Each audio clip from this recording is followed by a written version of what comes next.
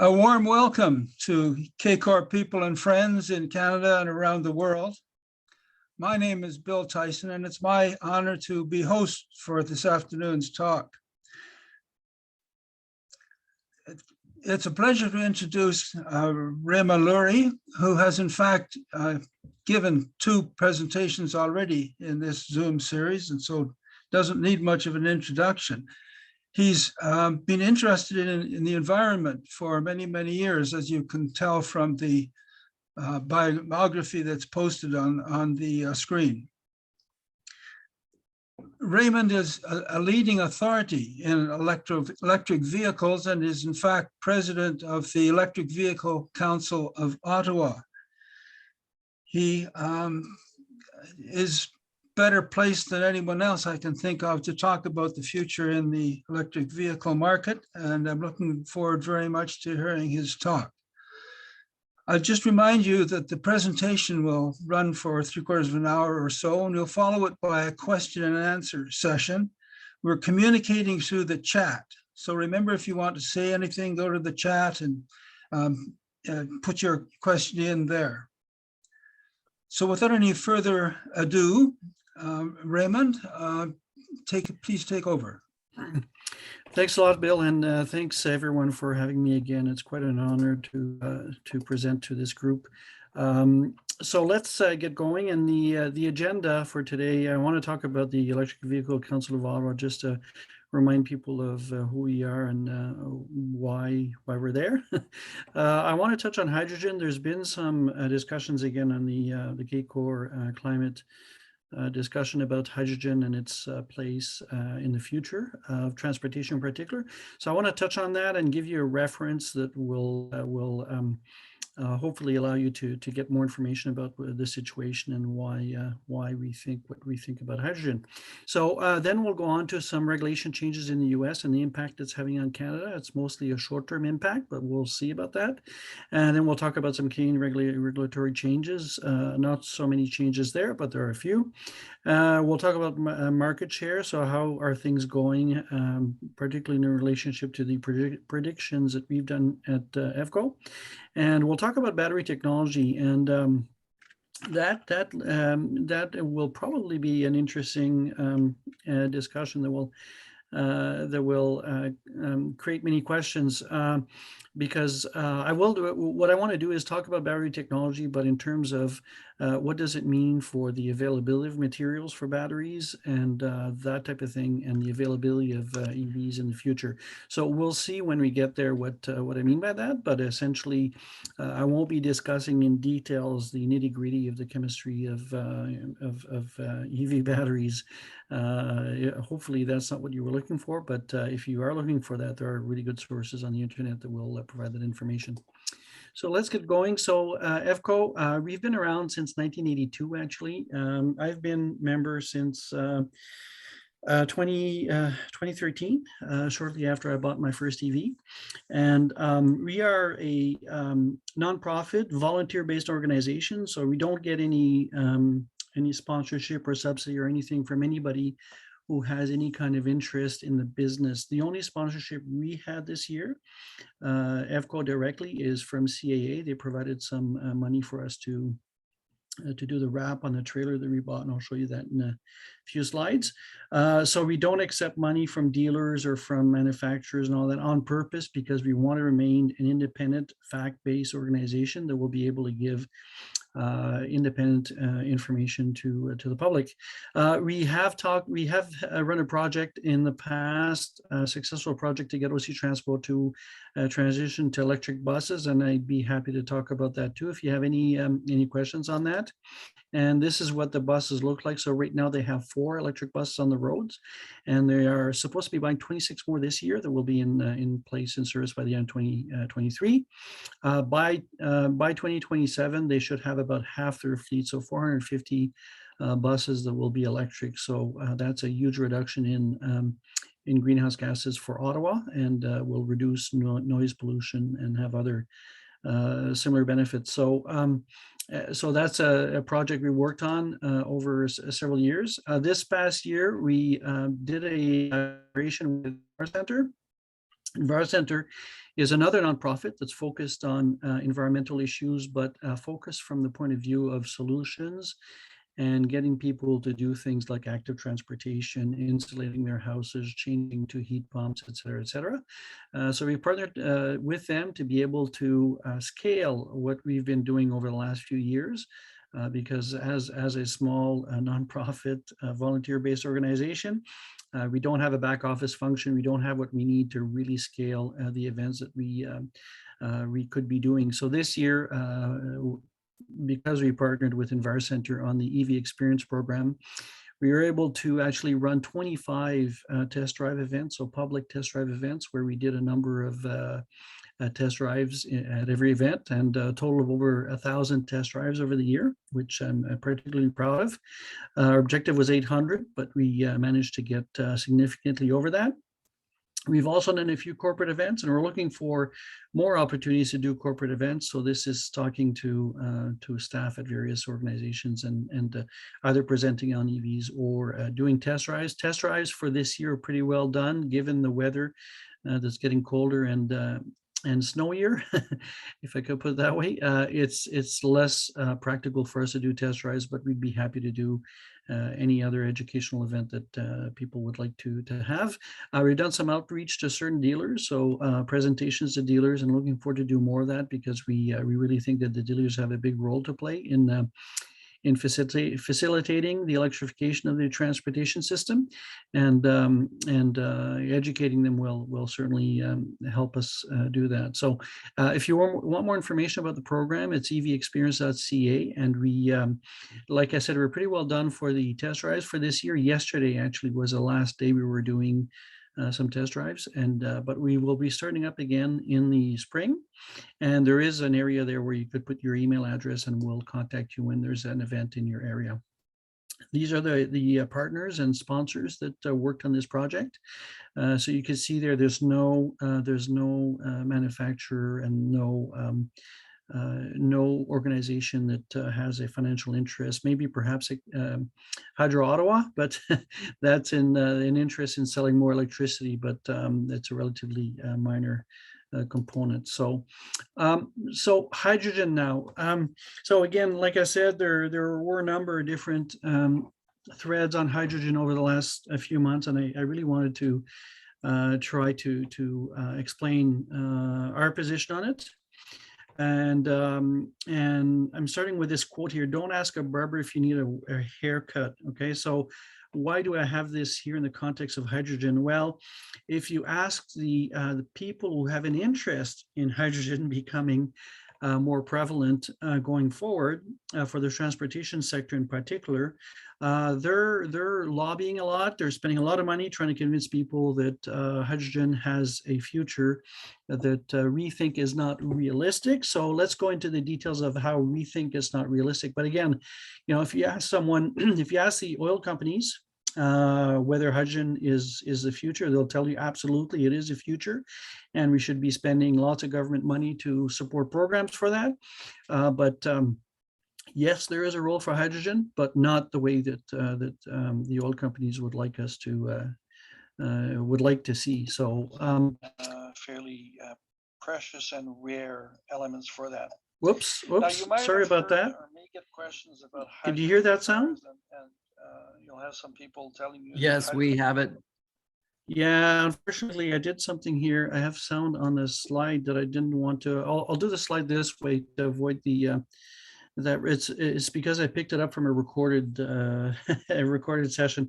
So here, this is a slide that talks about hydrogen and the difference between, on the left-hand side, battery electric vehicle, and on the right-hand side, a fuel cell vehicle. So really, a fuel cell vehicle is an electric vehicle with extra kit included in it. So fuel cell vehicles have to have a battery because it's used as a buffer between the fuel cell and the motor. So the battery is smaller, so that does save in some costs, but the fuel cell, the tanks for the fuel cell and all that do increase the cost of the vehicles, and the vehicles themselves currently are considerably more expensive than electric vehicles. But in addition to that, if you look at on the left-hand side, what you could do, you could capture green power and excuse me, and transmit it directly into a battery and use it to power the vehicle. If you're using the same green power source, so in this case here, we're looking at solar panels, and you use that to to separate water, so to hydrolyze water to get the hydrogen, and then store the hydrogen, distribute it to the vehicle and all that. You require a lot of kit, a lot of capital investment that increases the cost of that solution. Okay, so from a cost perspective, hydrogen vehicles are much more expensive. And the other thing that makes them more expensive is that this is illustrated in this view here. And actually, I'm going to try to put this in full view. See, hopefully there's no recorded message there or recorded session.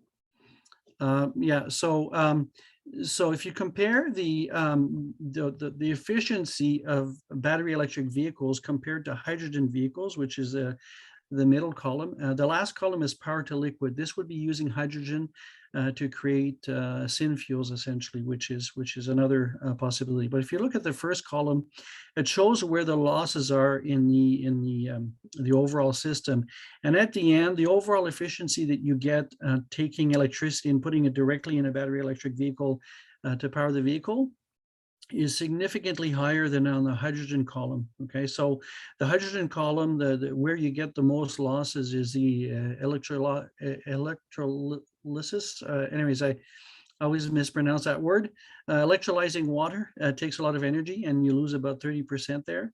The fuel cells are about 50% efficient. So just there, that brings you down to an efficiency of somewhere around 37%. And then there's other losses because you have to compress or refrigerate the hydrogen to be able to put it in tanks in sufficient quantities to actually power vehicles. So typically, you could argue some of the details of the numbers and how they're calculated and all that, but basically, just about any way you would slice or dice it, it takes about 3 times more energy to power a car via the hydrogen route than it does via the direct battery electric route. Okay, so so the fact that it takes 3 times more energy is really what makes it much more costly. We don't see it as being economical anytime because of these issues, right? There's a slew of other issues with hydrogen. It's explosive, and there's other issues like that, but we'll pass on those. Just the economics are enough to make it not a worthwhile proposition. So green hydrogen comes up a lot, right? And you probably have seen me in some threads be a proponent of green hydrogen, and I certainly am, but not for the transportation sector, okay, and not for energy. So right now, there's a very, very large hydrogen economy that already exists that actually produces about 900 megatons of CO2 equivalent emissions per year. So that's more than Canada as a whole. It's about 1.5 times what, or 1.5 times, 1.25 times what Canada emits every year just to produce hydrogen. So the hydrogen is used for a number of purposes, and about 40% of that is used in the refining of petroleum. So they use that hydrogen for various chemical processes to transform the various products in the oil into other more useful products, right? So hydrolysis of, it's not hydrolysis, I can't remember what the name is, but there's a chemical process where they add hydrogen to chains of carbon molecules. And that's what mostly it's used for. So, so there is a large already hydrogen economy. So a lot of people are saying, well, we're going to have this new hydrogen economy. No, it already exists. And there are a lot of players in this area, and they are essentially the oil companies. So they're looking for this current version of their hydrogen economy to expand, right? So so people are talking about green hydrogen though, and the reason why we need green hydrogen is to replace what's already being produced. So this 900 megatons of CO2 emissions per year needs to be reduced, just like every other source of greenhouse gases. And the most likely way to do that is to produce green hydrogen. So green hydrogen would be hydrogen produced through hydrolysis using green sources of energy, so solar, wind, hydro, etc. Right? So we need green hydrogen for that, and it would replace what we term gray hydrogen. So most of the hydrogen today is produced using methane. So they do steam reformation of methane, and that's what emits all the CO2 emissions. So the idea is to replace existing production where we need it, and actually to use hydrogen in some harder to abate sectors like steel. So right now, steel, the way that they process iron ore is they do a reduction chemical reaction with very high heat, where they process iron ore, which is essentially an oxidized version of iron, and remove that oxygen atom and replace it with something else, or have a reaction to remove it to take it out of the mix of the ore, right? So what they do with that is that they use coke, which is a refined version of coal, to do the reduction, and that creates lots of CO2 emissions. So about 7% of global emissions are caused by the production of steel. So if you could replace the coke that's being used to drive that reduction chemical reaction by hydrogen. So if you take hydrogen and combine it with oxygen, you get water, right? So it's possible, and there's already some plants running doing this to replace hydrogen or replace coke with hydrogen, so that you get a lot less emissions, right? So there's a big market for hydrogen, and green hydrogen in particular, but not for energy and not for transportation. If you're looking to get more details about that, and if I haven't, this short talk about hydrogen hasn't convinced you on the topic, there's a very good discussion that Dr. David Sibon from Oxford, I believe, did on YouTube with Transport Evolved, or one of those YouTube channels anyways, and he talks about hydrogen and where it can be used. So there's other people who are proposing that hydrogen be used for home heating, and he explains why that is a much less desirable solution than using heat pumps. So he goes through all of the scenarios where we could use hydrogen, and explains fairly well what the issues are. Okay, so bottom line, hydrogen not going to be there for transportation, not going to be there for energy. That being said, Bloomberg New Energy Finance, they're projecting that green hydrogen will be produced with renewable energy, will be cost competitive with gray hydrogen by 2030. So right now, the issue with green hydrogen is it costs about 4 to 8 times more than gray hydrogen. So of course, if you're working in an unregulated market where there's no incentive to use green hydrogen, everybody would use gray hydrogen because it's so much cheaper, right? That being said, though, like I'm saying here, Bloomberg New Energy Finance, they tend to be conservative, so usually things happen faster than what they project. But they're saying that green hydrogen will become cost competitive. So this is good news. We'll have a business case to actually use green hydrogen instead of gray hydrogen. Okay, so that's on hydrogen, and if you have questions at the end, I'd be happy to answer them. So US regulatory changes. So there's been a few changes over the last little while in the US with a new administration. So there used to be an old regime, which is still partly in place until the end of this year, that has a $7,500 federal tax credit. So it's a tax credit, which means that you have to have a tax liability to go against the credit. So not everybody is able to get the tax credit. That being said, it only applied to the first 200 deliveries for any particular manufacturer. That means that GM and Tesla in particular have reached that milestone quite a few years ago, and they are not eligible for the current tax credit. Okay, so really it penalizes market leaders. So in the last 6 months or so, the US federal government has introduced something called the IRA. No, it's not the Irish Republican Army. It's the Inflation Reduction Act. And it has very little to do with inflation reduction. But anyways, one of the major provisions of that act is to change the tax credit system for EVs. So some of the changes are already in place. So the tax credit has been removed for some vehicles already.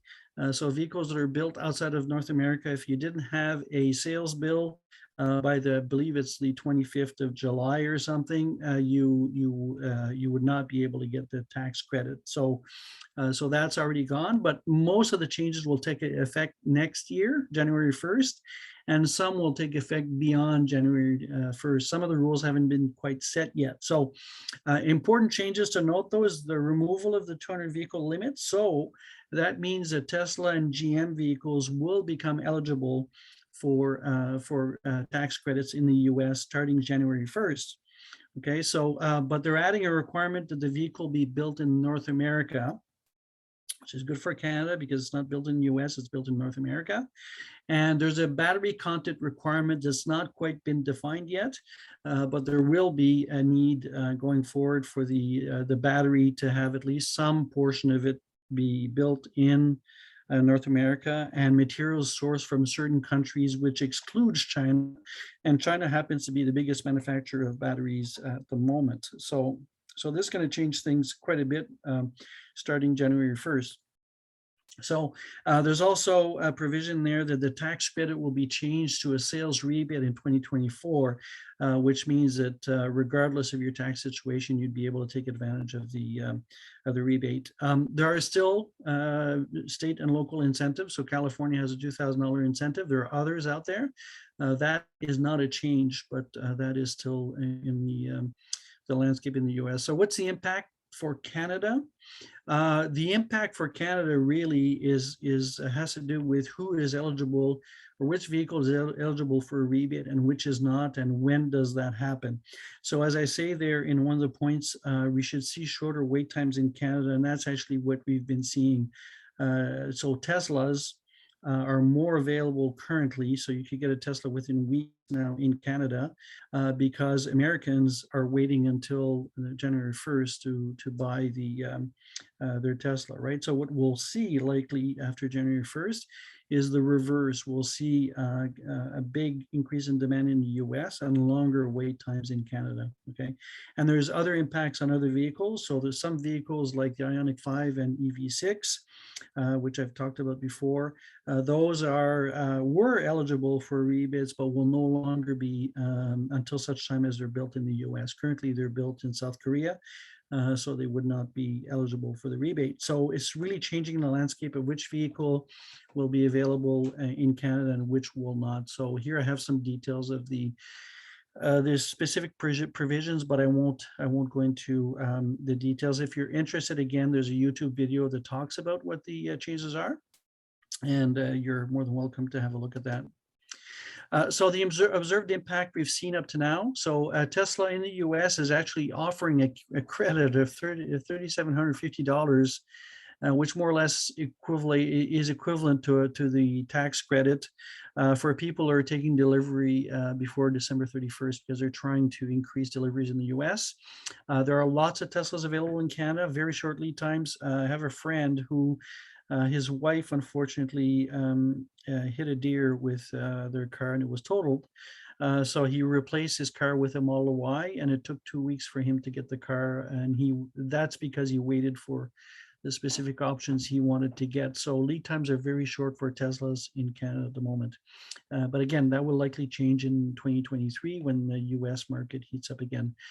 So I'm expecting non-eligible models. So again, the Ioniq 5, the EV6, a bunch of other models that will become more available in Canada, because the models that are eligible will get better market share. So cars that will likely qualify for the IRA. So a couple of things to note here. The retail price has to be less than $55,000 for a sedan, and for vans and SUVs, it's $80,000. Mary Berra from oops, it says James O'Mary, I forgot the bearer, said that most of their cars will not qualify for the full tax credit. That's when the battery provisions come into effect, but the battery provisions haven't been announced yet. The details of that haven't been quite worked out. So for the upcoming year, we're expecting all the vehicles on this list here in certain, not necessarily every trim level of these vehicles, but certainly the lower price trim levels will be available, will be eligible for the rebate. So the only non-US models that are here, there's a Nissan Leaf, which is built in the US. So the US built one will be eligible for the rebate. And the same with the Volkswagen ID4. They are actually making them in Chattanooga, Tennessee. They've been making them for about 3 months now, and those will be eligible for the rebate. But everything else that's out there, there are many, many other EVs in the market. None of them will be eligible for the tax credit. You have to check individual models to certify that, but that's what we are expecting at the moment. Okay. The other change is the California Air Resources Board, CARB. They've been very active in regulating emissions of vehicles in the US, in California, but they're very influential. So there's many other states. It's 12 to 14. I'm not sure what the exact number, but about half the population of the US ends up being subject to the CARB regulations, because the other states adopt the CARB regulations without any change, essentially. So the new announcement that came out is that they said that all new passenger cars and trucks will be zero emission by 2035. That is in line with what our federal government has said. Okay. But CARB has actually specified the numbers, and those have been adopted and essentially cast in stone on the 30th of November this year. So they've set specific numbers. Before, they had numbers up to 2025 for the proportion of vehicles that would be zero emissions. Now they've got numbers up to 2035. And they've also said that medium and heavy duty vehicles will be also zero emission by 2045. So this obviously is new vehicles, right? So if you look at what that means for CARB and their targets, so what I've done here is I've combined two graphs. I know it doesn't look super elegant, but the one you see at the left bottom, that's the old set of regulations they had, which topped up at 22% of the fleet needed to be zero emission by 2025. And then for 2026 and after, they increase that gradually. So you see here that this is more or less a straight line. And if you remember some discussions we've had before about demand and how that works, straight lines usually, demand curves usually don't follow straight lines. So we'll see how this turns out. But essentially, effective November 30th, this is the new regulation in California. And California has already hit a market share of 17.9% in the second half of, the first half of 2022. There's a mistake there. And you can see that that's even higher than the objective for next year. So things are moving along very nicely, and it's very likely that CARB will follow, or California will follow the demand curve that we're seeing everywhere else, which means that the sales percentage will grow more than what we see here on the curve they have there. So Canadian regulatory changes, a bit less to report there. Transport Canada, though, has said that they would like 100% of new vehicles to be zero emissions by 2035. And by the way, this includes plug-in hybrids as well as full electric. But what they're saying is that in terms of sales, at least 20% by 2026 will be zero emissions, whereas CAB is saying 35%. And like I said earlier, California is almost at 20% already. And by 2030, they're saying at least 60%. CARB is saying 68%. And by the way, the Canadian government said that we would mirror the most aggressive targets in North America. So it's very likely that those targets will be increased to match the CARB targets. And so the third point there, 100% of sales by 2035 would be zero emission vehicles. And so if you look at our current numbers in Canada, we're already in Q3 of 2022, We're already at 9.4%. So we're saying at least 20% by 2026. Well, we're likely to exceed that by a very wide margin. So what does that mean in terms of fleet? Before we started recording, we had an interesting discussion about the power grid and all that and implications there. But from the federal government's numbers, if you look at the numbers, they're predicting that by 2026, 5% of the fleet would be electrified or zero emission, and 16% by 2030. So if you look at the numbers that we have at EVCO, we think it'll be closer to 30% by 2030. But regardless, it takes a while for the fleet to be renewed. So it's not because if we were selling 100% EVs today, it doesn't mean that 100% of the vehicles in the fleet would be EVs overnight. It takes a long time. So the replacement of the fleet takes somewhere between 12 and 15 years. So it's going to take a while for the fleet to get fully electrified. Now, that being said, that doesn't reflect the percentage of miles driven, which will be electrified. The percentage of miles driven will be higher because there are high mileage vehicles that are replaced more frequently that don't take 12 to 15 years to get replaced. So incentives, so the IZEV program is still there, $5,000 rebate at purchase. It's not a tax credit, it's an actual rebate on your actual invoice from the dealer. So the dealer takes the money off. The limits have changed. So the passenger car limit for the base model used to be 45,000. It's been up to 55,000. And there's some exceptions for some models that are a bit more expensive, but basically it's intended to subsidize lower price vehicles, right? For station wagons, pickup trucks, SUVs, etc., it's up to $60,000 for the base model price. And there's a list of all the models that are eligible for the rebate on the federal government's website. So provinces, very little changes there. Quebec, their incentive has dropped from 8,000 to 7,000. So if you're a Quebec resident, yes, you would get 5,000 plus a 7,000 rebate. So a total of $12,000 rebate on the cost of your electric vehicle. So if you're buying new, it makes it very attractive to buy an electric car. So this is a slide that I've taken from a deck I've presented before, but I just want to talk about charging and some other changes that are happening there. So if you look at the graph on the lower right-hand side, that's a graph of the actual and predicted. In the dotted line is a predicted, and the full line is the actual demand in Ontario back in October, a couple of years back.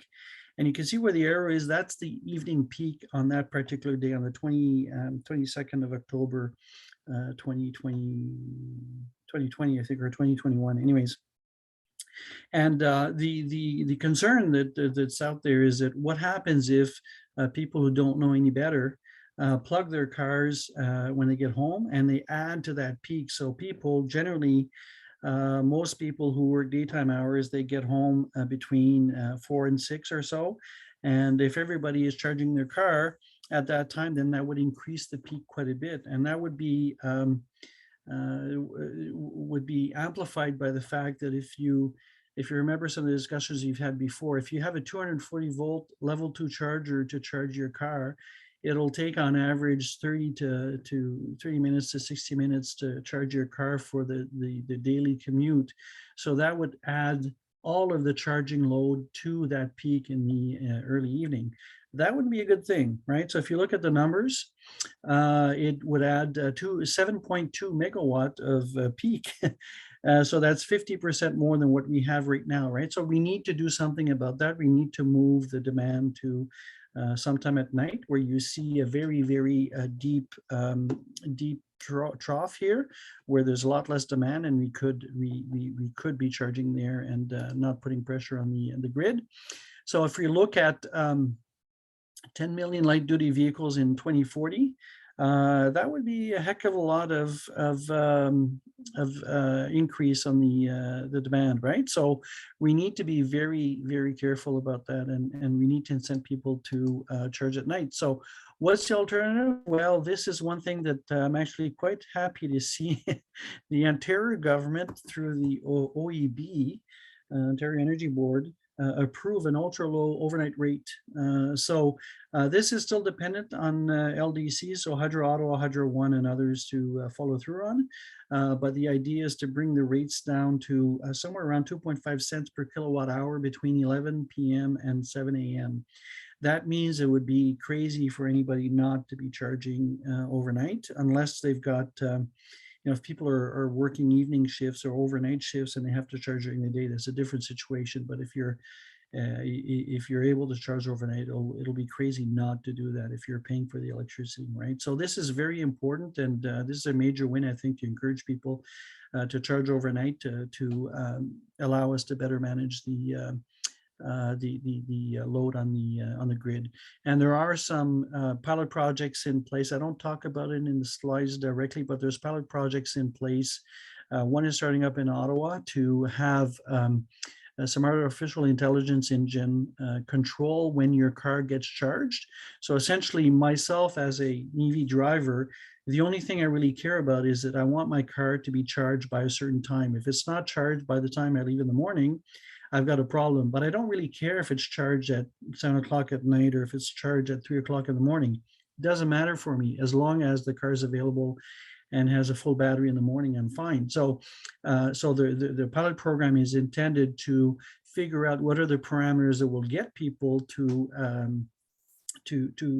sign up to this type of program, and figure out what the incentives are that will make people stick with that and have them participate, so that we could manage demand, and eventually we'll also be able to do a vehicle to grid with the same type of systems. So in terms of EV market share, and I just do a time check here, I'm going to have to go a bit faster. So we talked about this before. The technology adoption curve looks like this. It's an S curve, the orange curve here. And every technology since the beginning of time that we know of, including some of the changes from bronze to copper to or whatever, all those changes that happened in the past, in the far past, have happened this way. We've seen a very slow startup, and then an exponential adoption, and then we get closer to 100%, right? So we are about here when it comes to EVs. So the graph there is a specific one that talks about color TVs, right? And you see that as the price diminishes, the adoption goes up. Price isn't the only factor, but it's a really big one. So what we are seeing, if you look at professional forecasters, so the IEA is the International Energy Agency. These are their forecasts for different years, okay? And it's kind of funny because the green line that you see here is their forecast, as I put in there. So in 2014, they were forecasting that they would reach a level that actually happened in 2018. Okay, so they were forecasting that in 2030, we would reach a level that we actually reached in 2018. And as the years go by, they change their forecast, but they always have this linear. So the red line there you can see is a linear forecast. The reality is this is going to be just like every other adoption curve. It's going to be an S curve. So we're in the exponential part of it, and it will flatten out at some point when we get to saturation of the market. So if you look at a similar projections that were done by the Boston Consulting Group, for those of you who are in the management space, you probably know that Boston Consulting Group is one of the foremost management consulting shops on the planet.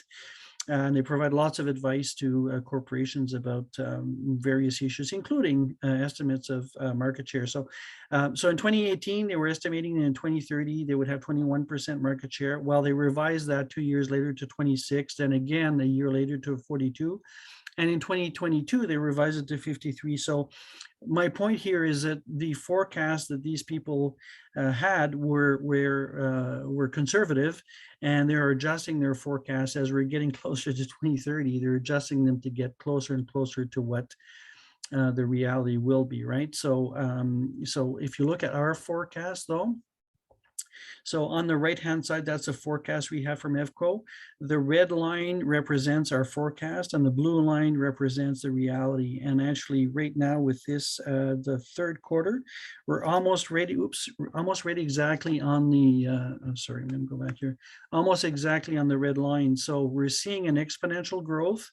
And we're expecting that by the end of the decade, the majority of new vehicles will be electric. Okay, so right now the market share in Canada Q3, 9.4% of light vehicles were electric. For those who have been looking for an electric vehicle, you probably realize that if supply was there, that number would probably be higher. Many of us are waiting months and months to get an electric vehicle. So the waiting times are very long. In BC, where they're ahead of the curve and have been for a while, about 1 in 5 cars, new cars were electric. In Quebec, about 13%. Ontario is actually at 7.6%. So that's a significant increase from last year, where we were somewhere around 5-point-some%. So we're expecting the trends to continue and market share to continue growing. In other places in the world, so if you look at Europe, sales hit 20% market share earlier in the year. This is from February. It's a bit higher right now. And I guess that's what I have to say on that. So in terms of other developments that I wanted to talk about a bit, so I took a trip to Europe a few weeks back, and of course I was looking at vehicles and electric vehicles, right? And here you see an example of an older vehicle that I saw. This was typical of what you would have seen in Morocco 10 to 20 years ago. The good news for Morocco is that they've actually stopped importing massive amounts of used cars. So the cars you see in Morocco actually are not this kind of car anymore. That's not a typical car. What you see behind here is more typical. So they have newer cars. The only problem, though, is that most of them are diesel, and the smell is pretty intense. So they will benefit very much from being able to, or from switching to electric vehicles when they do. I did not see a single electric vehicle in Morocco. That being said, Morocco is a fairly low-wage country. Portugal and Spain are somewhat wealthier, but they're among the least prosperous countries in Europe. So they're a bit behind the curve, but I saw lots and lots of EVs and charging stations in Spain in particular. So things are looking up. Yeah, Raymond, you've hit 45 minutes. So okay, so I'll just do a few other slides and I'll wrap it up. Okay. So a few other pieces of news. So GM and Volvo, they say that EVs will reach price parity with ICE vehicles by 2025. So the purchase price will be the same as as a gas or diesel vehicle, which will make it more attractive to go electric. As we've talked about before, the operating costs of electric vehicles are much less. The electricity, if you charge at home, is somewhere around 10 to 15% of the cost of the equivalent gas, and maintenance is much less, right? But if the purchase price is at parity, then it'll make it much easier for people who have to finance a car to jump in and buy an electric car. Other news: the Tesla Semi has been released. It was the first electric semi that was announced 5 years ago when they announced it. But meanwhile, the good news there is that all the other major OEMs are working on electric versions of their Class A trucks, and most of them have them in market. So there's a lot of trucks starting to roll out, electric trucks starting to roll out in Europe in particular. And all the major manufacturers have some in market, so it's really good to see. So batteries, actually, yeah, I do have a bit more material to go through, so I'll try to do this fairly fast. So what are the characteristics of batteries, right? So you want energy density is important. It's mostly important to have high density if you are moving the battery. So if it's in an EV, you want to have a light and small battery, right? So if it's a static application, it's less of a problem. The cost is also important. You don't want to have a costly battery that will make the vehicle unaffordable, right? Charging speed is important. Charging cycles determines how long the battery will last. So modern batteries have charging cycles in the thousands, okay? And safety is important. The good news is that we're seeing that the extensive R&D spending that's been done over the last couple of years is starting to bear fruit in a major way. So I tell you, and I won't beleaguer this too much here because of time, but beware of the hype. So there's a lot of people out there hyping batteries that are not necessarily realistic. This might not be the best case for that. I mean 3 minutes is possible, but you have to put it in perspective and apply a bit of reasoning to make sure that these things are reasonable. I've seen some claims that some batteries will charge in 10 seconds and things of that nature. Well, it's probably not physically possible to do that because of the heat impact and that kind of thing. Okay, so just be aware of that. So you've seen before that battery prices have gone down quite a bit and demand is going up, right? So the prices have dropped by about 90% between 2010 and 2020. So of course that reduces the price of the car. It is possible to see further cost reductions with the same chemistries, but right now we're getting at the point where the raw material prices are a bit of a blocker. So lithium, you see in the middle here, the lithium prices have gone up significantly and they're becoming a bit of a barrier. Same with cobalt and nickel, and those are not rare but less abundant materials, so it's more difficult to scale their production. So what the companies have been doing is they've been looking at other chemistries. So lithium iron phosphate in particular substitutes iron for nickel, so it's much less expensive. We're talking about an order of magnitude or more, or 2 orders of magnitude cheaper. Same with a phosphate versus the cobalt, right? So lithium is still in there, but this chemistry is much cheaper than the nickel and cobalt based chemistry. So we're seeing manufacturers going to this chemistry for economic reasons, but really the economics is driven by the abundance of those materials. So that leaves lithium, right? So is there enough lithium to get around? I believe so, but it's still expensive and it takes a while for production to increase. So what have they been doing? What have the companies been doing? Well, CATL and BYD, which are probably the biggest manufacturers of batteries at this point in time, they're working on sodium-based instead of lithium. And of course, I'm sure you understand that sodium is much more abundant and much less expensive than lithium, right? So that removes a big bottleneck there. And we're having first generation sodium batteries that are close to what the original nickel cobalt batteries were, 10, 15 years ago. So the amount of energy that you could store per kilogram is creeping up, and the CATL in particular has announced that they will start a large-scale production of sodium batteries next year. Okay, and the good news too is that these can be produced with the same equipment as the nickel, manganese, cobalt chemistries. Okay, so it's expected to reduce bottlenecks on batteries and reduce the cost of batteries. Okay, I think I have 2 slides left. So this here is a list of that we have on our website. So if you go to evco.ca, we have something called the Buyer's Guide, and it has a list of all the vehicles that are available currently in North America. We try to keep this up to date as much as possible, but if you want to have an idea of what is available out there, this would be a good source. So there's a number of different characteristics also of the vehicles that are listed there. Okay, and you can see that some vehicles like the Bolt are relatively inexpensive. Where it's shown in green here, that's the price after tax, after rebate, after federal rebate. Okay. To give you an idea of how many vehicles are out there, so I don't have a full inventory of what's available in the slide deck here, but to give you an idea, just with GM, what do they have available right now? So there's 2 versions of the Bolt in market. The Bright Drop Zevo, they just had an announcement on that earlier this week. It's a delivery van. It's started production a few months ago, actually. And they have the 2 versions of the GMC Hummer. They have the Cadillac Lyric, which is are starting to deliver. They have 4 other vehicles that have been announced and will be starting deliveries soon. So the Chevrolet Blazer EV in the spring next year, the Silverado EV fall next year, and the Equinox EV fall next year. And then the GMC Sierra EV in the spring of 2024. That's just GM. Okay, so you're seeing the major manufacturers really stepping up their their game and starting to deliver a variety of models that meet all sorts of different needs that will allow people to easily transition to an electric vehicle from what they have right now. Okay.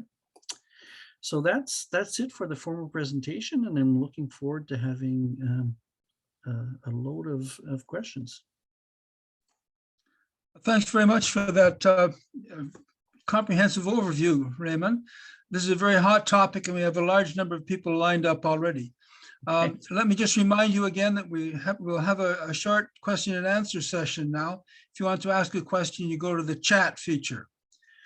Again, we have a large queue forming already. I think Dave Doherty was first in line, followed by Richard van der Jagt. Dave? Okay, thank you. Hi, Ray. Thanks for the talk. That was very informative, as I expected. You commented on this to some extent, but I wonder if you could take a couple of minutes to go a little bit more into detail. To what extent can the grid handle a huge upswing in the purchasing of EVs? Second, and then there's a third part. What are the risks of having blackouts and brownouts, and what might cause such events? Okay, so lots of material to cover there, but one thing to note is that so I've been to many conferences where we talk about electric vehicles with grid operators and all that, and the grid operators are aware that this wave is coming. I think they're underestimating how fast it's going to happen, but they're aware of it, and they're working on all sorts of things to try to mitigate the problems, right? So one of the things that's coming up is something I talked about in the last presentation, which is vehicle to grid, which will allow us actually to reduce the peak requirements to help to alleviate some of the issues that we'll be facing as demand grows over time, right? So right now, in Ontario in particular, OPG is telling us that they have enough capacity for about 30% of the fleet to be electrified. So there happens to be at night especially a large oversupply of electricity in Ontario right now. So we actually waste some water by pouring it over dams because we can't use the electricity overnight.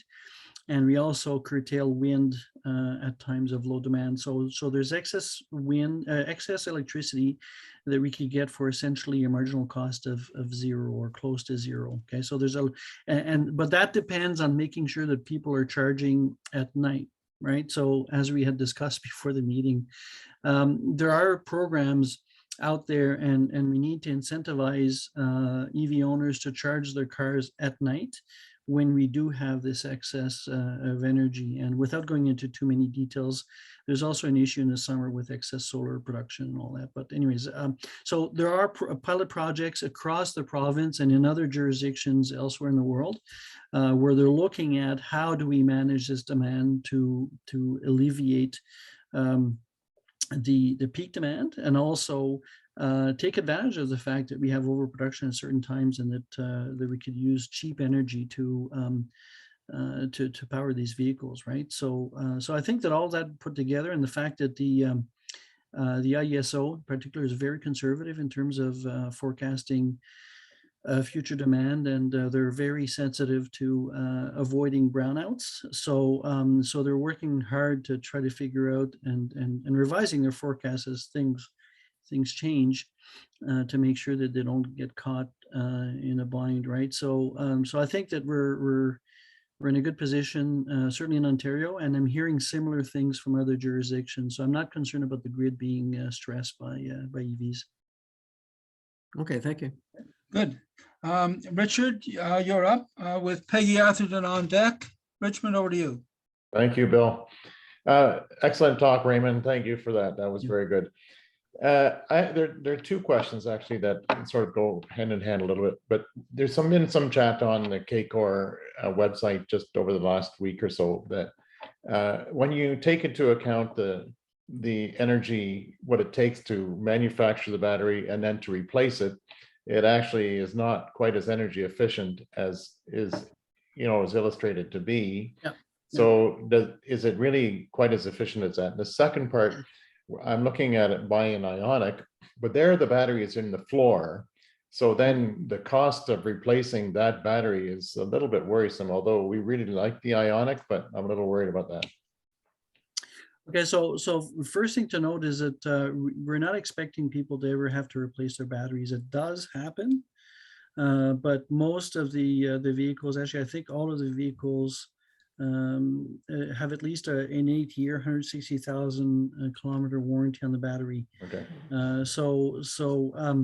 You know, we expect batteries to be more or less like engines where you don't think ever of replacing them, right? So my older EV, it's a 2013 Tesla. It's got 300,000 kilometers on it. And I've lost about 15% of range over those almost 10 years, right? So it's not a very large amount. And I expect the battery to last, I'm expecting another 10 years, right? So if I want to keep the car that long. So I expect the batteries, and this is the same with other vehicles. We're starting to have lots of long-term data on battery performance. And we're seeing that batteries last much longer than we thought. Even the Nissan Leaf battery, which has been a bit problematic because it doesn't have thermal management. Even with Leaf batteries, the vast majority of Leafs in market right now, some as old as 11, 12 years old, still have the original battery. Okay. So in terms of the energy requirement, which was the other question you had there. So yes, it is true that building an EV from raw materials, that is, requires more energy than building a conventional vehicle from raw materials. Okay. That being said, what I'm concerned more about is what is the source of energy to do that? And what we're seeing is throughout the supply chain, we're seeing a decarbonization of the supply chain, right? So one of the slides I took out because of time was one that showed a big mining truck that's electric now. Mining operations in Ontario in particular are actually electrifying, especially underground mines. And the reason for that has to do mostly with ventilation requirements. But what we're seeing is the supply chains getting greener over time. And that being said, if you look at the conventional vehicles, right, the supply chain for petroleum products, which are single-use products, really, right? You burn the gas, it's gone, right? So the energy intensity and carbon emissions from those supply chains are considerable, right? And what we're seeing too with older batteries is that they're recycled. So recycling a battery takes a lot less energy than pulling the raw material from the ground. So we're expecting that a good proportion of batteries eventually will be recycled materials, so the energy requirement will be lessened, right? So yeah, it's a concern, absolutely a concern, and this goes back to the Bill Rees arguments of overconsumption and all that, and all that. So it's important to try to also try to reduce the energy and carbon intensity of the supply chains. Sure, thank you. Okay, Peggy, you have a related question, and Phil Riley has a few questions. He'll be on deck. Peggy, over to you. Yeah, yes. I guess you've more or less answered my question in your previous answer, but I just wondered how, which dealers are more amenable to replacing a battery. If you wanted to upgrade perhaps to a bigger battery, are there any dealers that would do that? And I suppose maybe because the battery is underneath the car, that might be too difficult for them to do.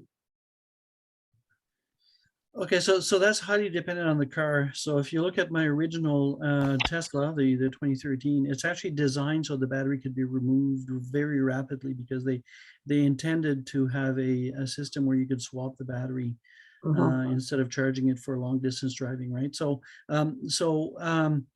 I would tell you that as being a longtime EV owner, I would have, early on, I would have maybe thought that this would be something I might want to do, upgrade the battery or something. But it's not something that I would envisage doing at this point in time because In particular, with the older Tesla I have sufficient range to do long distance travel all I want anyways. So I don't really need more range. So rather than spend money to upgrade the battery, I'll spend on something else. There are some cases with the earlier Nissan Leafs in particular where some people are upgrading to bigger batteries. But that's a fairly special case, and there are some people that do that, but the manufacturer themselves don't offer that service, right? So it's not a common thing that we're seeing out there, and I don't expect it to be common in the future because, from my perspective, the reality, once you're used to driving EVs and you're used to doing long distance travel, the reality is about 350 kilometers of range is more than enough for anything you would possibly want to do. Yes, my current Nissan Leaf has a range. It's a 2018 model, so it doesn't go up much beyond 300. Yeah, Uh, yeah. But I do know of someone who had a Kia car and they replaced the battery because the range decreased significantly. Yeah, so there have been some cases like that, yes, but they're relatively uncommon, right? They're with older, shorter range vehicles generally. But if you're interested in doing that with your Leaf, there's a garage I know of that offers that service, and they would be they could give you some pricing on that if you're interested. Thank you. Okay. Good. Phil Riley with Barry Bruce on deck. Okay, well, thanks for the presentation, Raymond. As you know, I live out in rural Canada, and agricultural equipment is all about us. And I'm interested in the replacement of the diesel tractors and all of the other harvesters. Yep. Is there a rapid uptake of farm equipment for battery powering? The complication that I see is that those vehicles are in use in some cases 24 hours a day. Yes. And yes. having the ability to recharge them is really complicated when they have the ability to carry extra fuel in the back of a subsidiary truck and keep the vehicle going all the time. So your comment on that, please. Yeah, so the farm equipment market, I'm not super familiar with what's happening there. What I do know is that in the Netherlands in particular, they've got a number of different suppliers there that do sell electrified tractors. To your comment about the charging, that's a really important factor. And if I was a manufacturer, what I would do is I would actually do like I do with my lawnmower, which is that I could be charging a battery while I'm using the other one, right? And I would just swap the batteries. That should be fairly easy to do with a tractor type of situation. But I'm not aware of anybody doing that. I don't know the specifics of the situation. There are a few equipment companies that sell in North America that have announced and have in market electrified solutions for construction purposes, but I'm not familiar with the agricultural market, unfortunately. Yeah. Okay, Barry Bruce with Peter Well, McKinnon standing by. Yeah. Hi. I'm asking maybe a follow-on for Phil's question, or maybe it's become a comment now because you're not too familiar with the agricultural market. There is a company, it's farm-ng.com, that makes a very small tractor. It's innovative, it's modular, and I think that farming is going to be carried out possibly on smaller scales by more people and more intensively, because that's the way things have to go if this climate of ours is going to start heading in the right direction. So that's just a comment. Otherwise, if you have any influence, I suppose, maybe tell people that we're interested in buying innovative small electric, and I don't even want to call them tractors necessarily, maybe even intelligent machines that could tell the difference between a weed and a crop plant. Well, it's interesting that you bring that up because so in the smaller tractor, if you will, market, there are a number of players for lawn tractors that have battery electric products in market right now. There's quite a few of them, but they're smaller vehicles, right? Now, when it comes to the overall agricultural market, I mean, I do know some stuff about agriculture, but you know, in terms of conventional farming with the large tractors we have today, that's one thing. What I think there's a lot of potential for is sort of what you alluded to. So you would have a robot that would be able to tell the difference between a weed and the crop, and would there's actually one that's experimental right now. It uses lasers to shoot the weeds, and so you could actually farm with less pesticides and all that, right? So theoretically, maybe we could have a robot of some sort that'd be able to detect pests and kill the pests individually without using some pesticide, right? So I see lots of potential there. There's also lots of work happening with all sorts of intensive agriculture based in greenhouses, where, you know, in a greenhouse you don't need so many pesticides because you're controlling access to the environment and all that. So so I see a lot of potential there, right? Not directly related to EVs, but if you think about that robot that would be zapping you know, pests or weeds, it could be working 24 hours a day. And, you know, if it takes, if it works for an hour, then goes back to base and recharges for an hour, then goes back again and then, right, it could be doing that 24 hours a day without the farmer having to intervene. And then it's less of an issue, this charging time, right? So I think there'll be developments in that kind of area that will be very interesting in the future. So. Okay, thank you. Good, thanks. Peter McKinnon is up next, and then I'd like to leapfrog ahead to John Legge. So, Peter. Thank you very much, Bill and Raymond. Really a very enjoyable and informative presentation. Thank you. I had a couple of questions, so I'll just ask one of them. And I'm just looking at, it sort of relates a bit to the last train of discussion. Considering electricity is going to be in greater and greater demand for charging of all kinds of batteries. Mhm. And we don't have a lot of electrical capacity, new capacity coming along in terms of major central plants. So my question is, and maybe an interim thing too, in terms of managing the grid, but do you have any comment about the use of microgrids in large building complexes, communities as a whole? And their impact on you know, the charging. You've talked about using AI that could maybe do things at night, but this could the grid could also handle that kind of scheduling kind of activity. Yeah, so I think that might be a better question for Art, but but I will chime in on it. So yes, I see a big role for that. So if you look at increasing the capacity that we have on the grid, and you look at an example in France, I don't know if you've seen that, but a few weeks ago they just passed legislation in France that if you own a parking lot that's got 80 or more parking spaces, it has to have a canopy with solar panels. Okay. So, you know, there's a lot of parkings that are smaller than 80 spots, but, you know, it probably represents a good portion of the asphalt in the total of France, right? So just that measure will increase the grid capacity by 8%.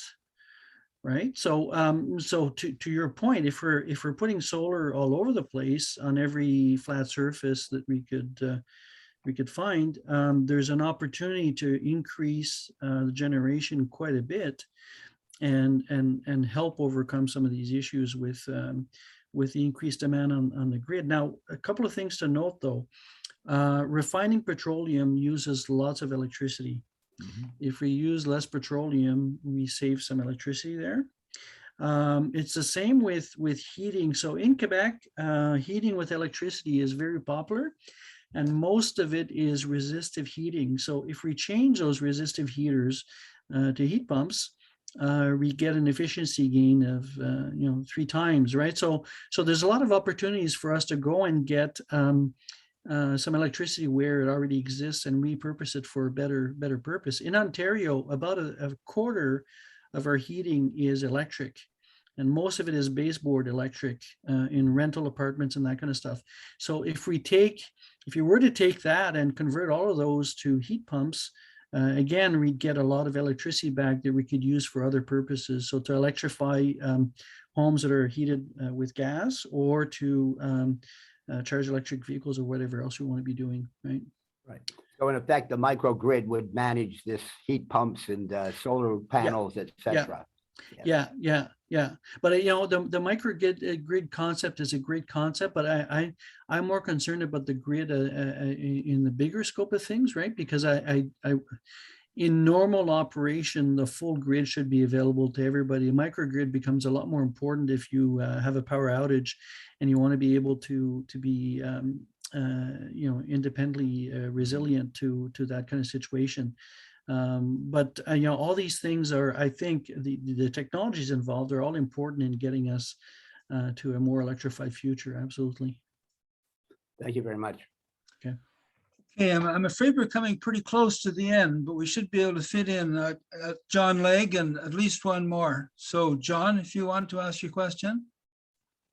Thank you, Bill. And Raymond, as someone else has already said, it was a brilliant presentation, as I expected. Thank you. Now, my question, I think, is a bit unfair to Raymond, because it picks up on a discussion we were having at the beginning, and that Dave Doherty was the one who raised it. And it's a question of what is the background environmentally that we're dealing with. Some people say it's only greenhouse gases, and I would say no, there are many other challenges. So I think maybe my question belongs in the unrecorded time slot, because it's a rather broad one. And so if you agree, Bill, we could go to someone else's question and come back after the recording session. But I wouldn't mind providing a brief answer to that. So from my perspective, we have a number of different issues that are facing the planet overall over the next 50 to 100 years. And if you look out 100 years, the ocean levels is a real big issue, because we're expecting potentially multiple meters of increasing ocean levels, right? But that's not a problem short term, right? It's not affecting us short term.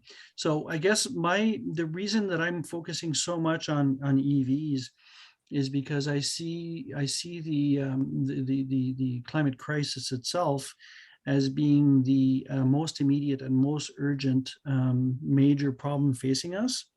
There's other problems. The population issue will become a problem at some point or another, but it's not, I would argue it's not a short-term problem, but it will be a problem for sure. Who knows exactly when, right? And overconsumption and all that is causing all sorts of other problems. But so my point is, if we want to have any hope of even having the opportunity to consider solutions for ocean levels rising and all that, we need to first make sure that we survive the next 20 years. And climate change is the thing we absolutely need to attack first.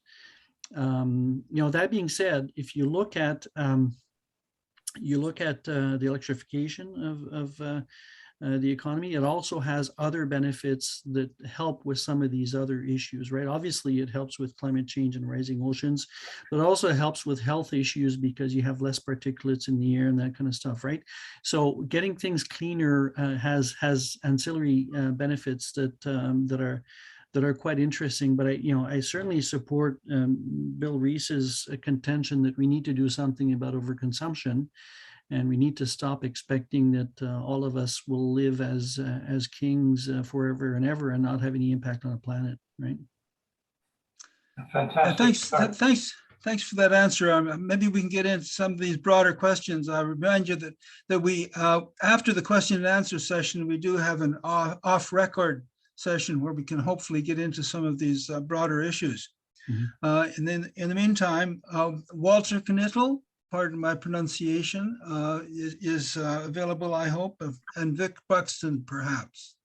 Yeah, okay, great pronunciation. Yes, my quick question is that, I've been shopping around for vehicles. I need a new vehicle. I've been looking at hybrids and hybrid pluggables.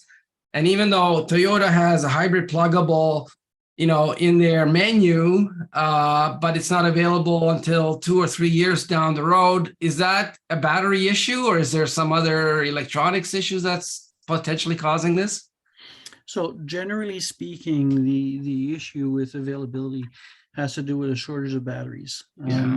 That being said, the last time I saw numbers, there were somewhere around 300 different factories throughout the world that were either in production or being built or being planned to build batteries. So there's a huge amount of capacity that's going to be coming online over the next couple of years.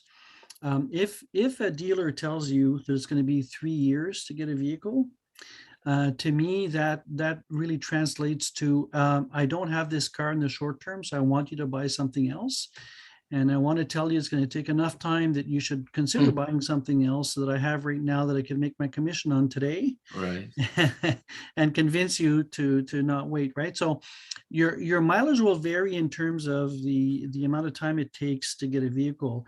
I just saw a case not too long ago, this week actually, of someone who was told that their Ioniq 5 would take 2 years to receive, and they got a call that their car is someone else canceled an order and they got their car, right? So I would encourage you to put your name on a reservation list and see what comes up, right? Most people I find that have a reservation for more than one vehicle.